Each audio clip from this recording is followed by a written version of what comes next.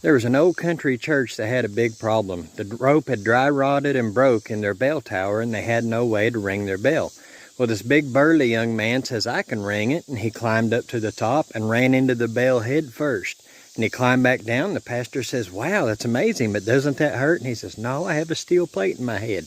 He says, "Well, you're hired."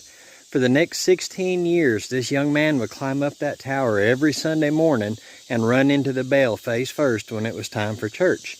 And at noon, he would run into the bell face first again, so it was time to dismiss. Well, one day, 16 years later, he was running towards it, and he trips over his shoelace and falls all the way down to the ground, flattens out in the concrete in the parking lot. And everybody's gathered around in shock and horror. And one of the deacons says, "Does anybody know who this man is?" And an elderly lady looks at him and says, "Well, I don't know his name, but his face sure rings a bell." Y'all be good.